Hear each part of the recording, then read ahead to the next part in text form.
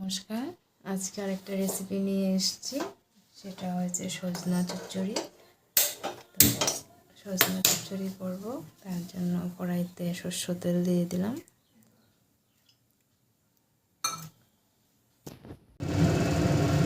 পাঁচফোড়ন দিয়ে দেবো।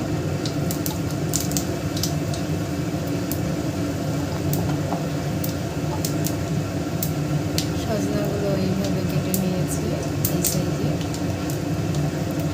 সজনাগুলো দিয়ে দেবো।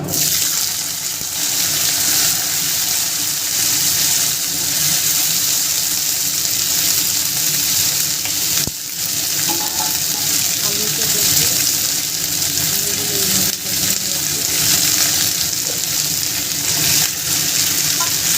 এখন একটা নুন দিয়ে দেবো।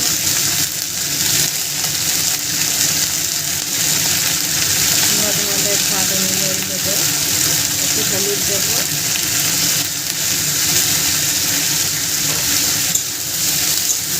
এটাকে ঢেকে ঢেকে করতে হবে। সজনাটা সিদ্ধ হতে একটু সময় লাগে।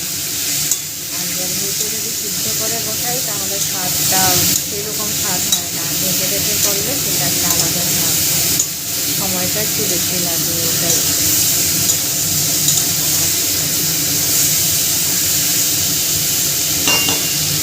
আগুনটা কম হবে।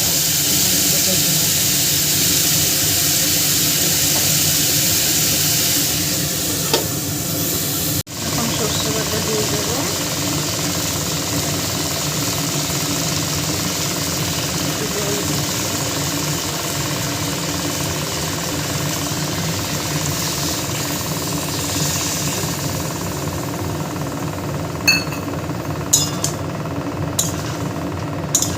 এটাতে তোমরা পাকা টমেটোও দিতে পারো।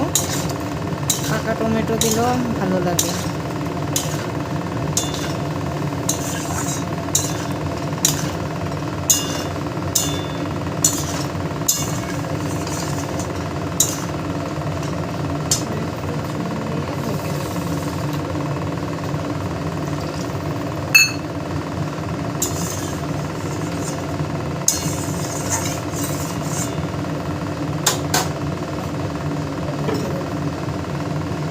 আর 5-7 মিনিট করে নামিয়ে নেব।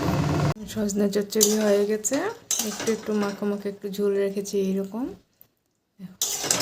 এটা একটু ভাত দিয়ে তো মেখে খাবো।